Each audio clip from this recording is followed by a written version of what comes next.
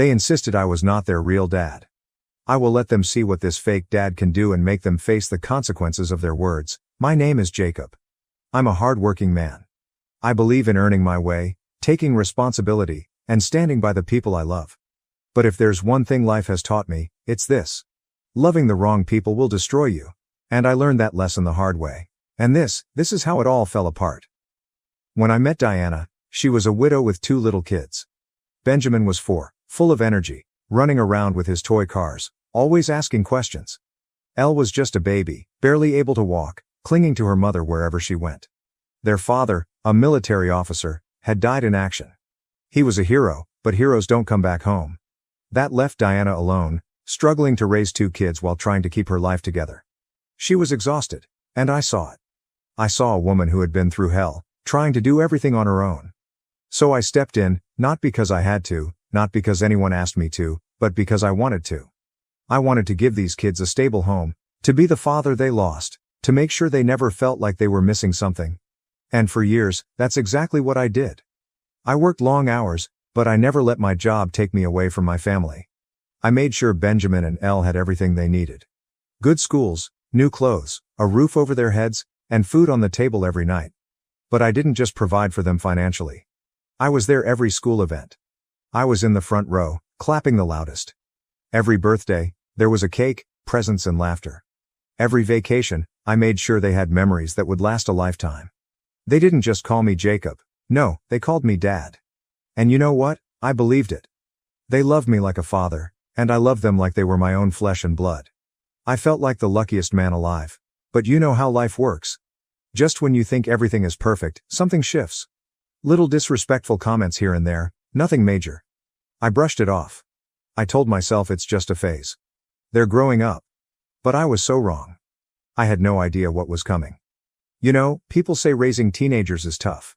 They get moody, they push boundaries, they think they know everything. I expected that. What I didn't expect was how quickly everything I'd built would be thrown back in my face. Benjamin turned 17, and suddenly he thought he was too grown for rules. He started coming home late, ignoring curfews, brushing off my advice like it was nothing. Elle, 14, wasn't far behind. She copied everything her brother did, rolling her eyes, ignoring me, acting like nothing I said mattered. I'd tell them to clean up after themselves. They wouldn't. I'd remind them about schoolwork. They'd shrug and walk away. I'd try to talk to them, really talk to them. They'd barely listen. And when I'd tried to set boundaries, they pushed back hard. I wasn't asking for much, just basic respect. But to them, rules were oppression, authority was control. Now here's where it gets worse. Every time the kids talked back, I'd look to Diana, expecting her to step in, but she never did. She'd just sit there, quiet. Maybe she'd pretend to be distracted with her phone, or she'd sigh like I was the one being unreasonable. At first, I made excuses for her. Maybe she was tired. Maybe she didn't want to start another argument. Maybe she was just trying to keep the peace. But over time, it became clear this wasn't just her being passive. She was letting them treat me this way, and that should have been my first wake-up call. The night everything changed, I remember it clear as day. Benjamin had been staying out later and later. That night, he came home past midnight, no call, no text, just walked in like he owned the place. I wasn't yelling. I wasn't angry. I just asked him, "Where have you been?" I expected some guilt, maybe an apology. Instead, he just rolled his eyes and muttered, "Relax, I'm not a kid." That's when I told him, "You live under my roof, you follow my rules. If you can't respect that, we have a problem." He looked me dead in the eye and said, "You're not my real dad. Stop acting like you own me." I swear, for a second, I felt my whole body go cold. And then, as if that wasn't enough, Elle, sweet little Elle, nodded and said, "Yeah, you're just some guy mom married." I turned to Diana, waiting for her to say something, to correct them, to tell them they were out of line. She didn't. She just stood there, no anger, no disappointment, nothing. That's the moment something inside me broke. You'd think that after everything I'd done for them, after all the years I spent raising them, there would be a limit to how much disrespect I'd have to take. But no, there wasn't. Because just a few days later, the same thing happened again. This time, it wasn't just Benjamin mouthing off or Elle backing him up. This time, Diana joined him. It started over something stupid. Elle had left a mess in the kitchen, plates piled up in the sink, crumbs all over the counter, spilled juice on the floor, I told her calmly to clean up after herself. You know, basic responsibility.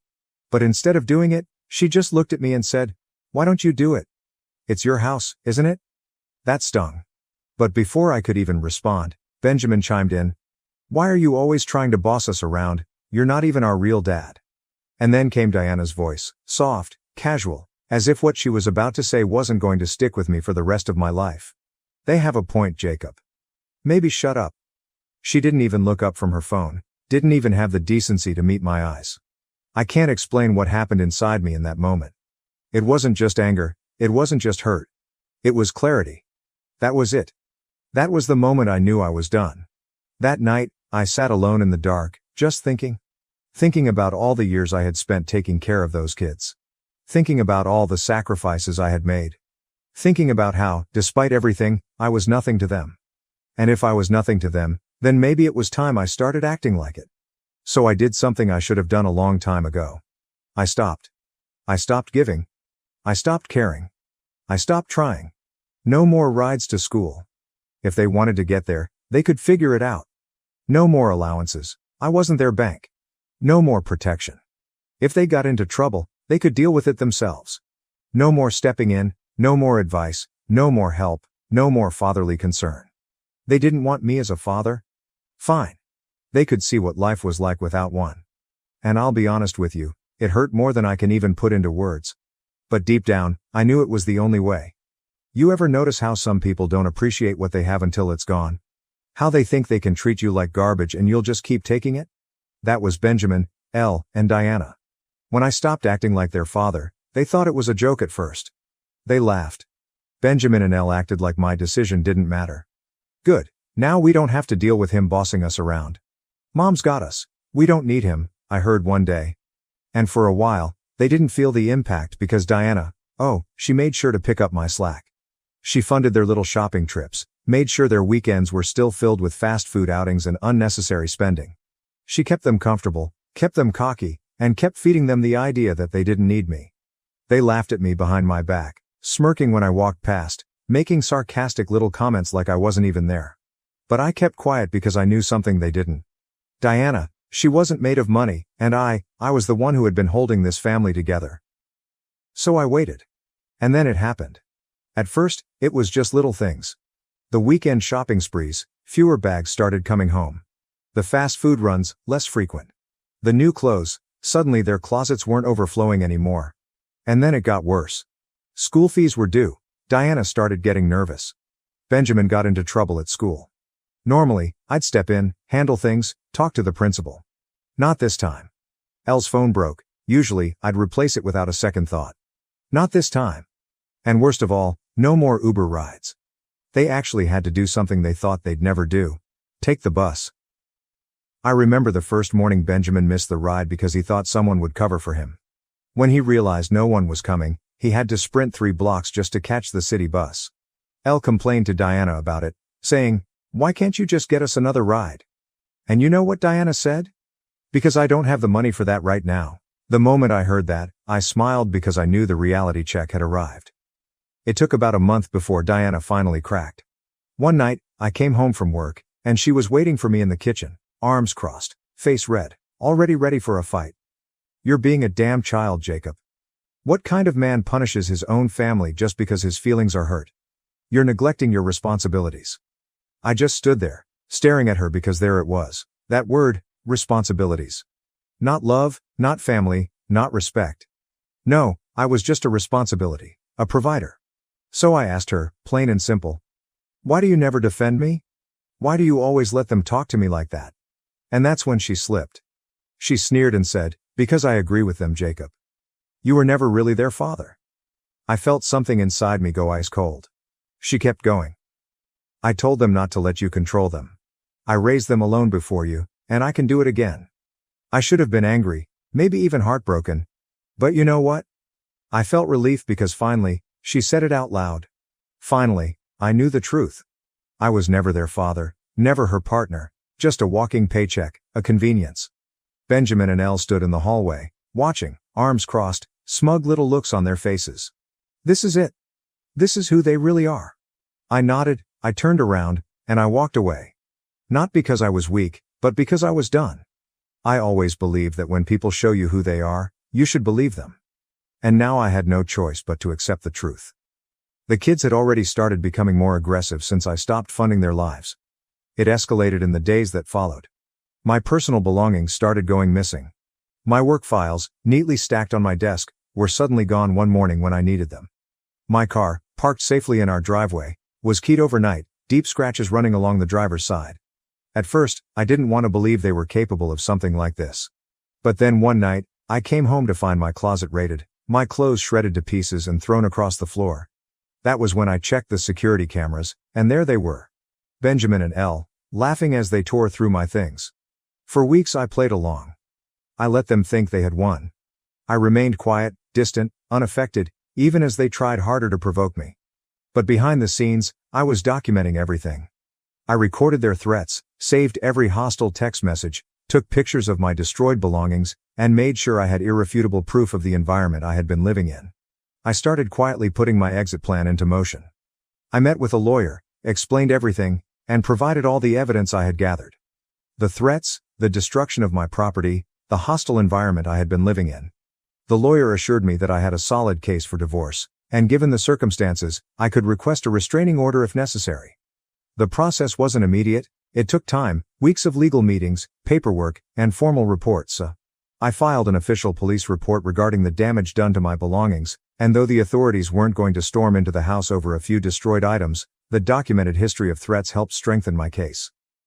Then one morning, after everything had been processed, I left an envelope on the kitchen counter before heading to work. Inside, Diana found the divorce papers.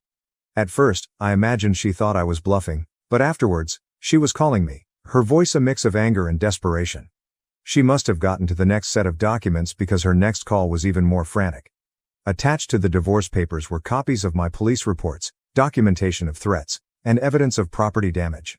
My lawyer had advised me to include it to preemptively protect myself from any false accusations she might try to throw my way. I didn't answer her calls. I had already moved out, taking only the things I cared about. The bank accounts that had been joined were closed. Any money she thought she had access to was gone. Everything was in my name, and I had made sure she had no legal claim over any of it. Now she was on her own. When Diana's calls went unanswered, the messages started rolling in. At first, they were full of anger and blame. "You're such a coward, Jacob. You ran away the moment things got tough. You were never a real man. A real father doesn't abandon his family. I don't need you. I can take care of my kids just fine without you." It was almost laughable. This was the same woman who had encouraged those same kids to turn against me, to treat me like an outsider in my own home. And now she was pretending like I had abandoned them when in reality, they had thrown me away first. I didn't bother replying. There was nothing left to say. Weeks passed, then months. The messages from Diana slowed down, probably because reality had set in. She was actually on her own now. No more financial security blanket, no more easy money. She had always talked a big game about being able to do it alone, but I knew the truth. She had gotten used to the life I provided, and without me, it wasn't so easy anymore. And then, out of nowhere, I got a different set of messages. This time, they were from the kids. The first message was simple. "Hey, can we talk?" I didn't reply. A few days later, another message came through. "I know you probably don't want to hear from me, but things aren't great right now." Still, I didn't reply. A few days later, Elle reached out. "Hey Jacob, I just wanted to say that I hope you're doing okay." "Hey." I stared at my screen, my thumb hovering over the keyboard, but I didn't type anything. Over the next few weeks, the messages kept coming, and slowly the tone changed. At first, it was casual, a weak attempt to break the ice. But then the regret started creeping in. "I just wanted to say sorry for everything. We should have treated you better. Things have been hard since you left. Mom, she's not handling things well." And finally, the one that almost made me laugh. "I miss you." I let the messages sit there. Unread. I didn't respond. I didn't acknowledge them because I was free. And if there's one thing I've learned from all of this, never let people take you for granted. Never beg for respect. Never waste your energy trying to prove your worth to people who refuse to see it. And most importantly, when you realize you're being used, walk away. Because some people only realize your value once they've lost you, and by then, it's too damn late. Walking away from Diana and the kids was the hardest thing I ever did. Not because I still wanted them in my life, but because for so long, I had convinced myself that I needed them. That being a good man meant enduring disrespect. That love meant sacrificing your dignity. But I was wrong. A man who values himself doesn't stick around where he's not appreciated. Now I live for myself. I focus on my career, my goals, my happiness. I spend time with people who actually care about me. I've reconnected with old friends, I've traveled, and I've started new hobbies that I never had time for before. I don't wake up every morning wondering what drama is waiting for me. I wake up free. And that, my friends, is how I reclaim my life.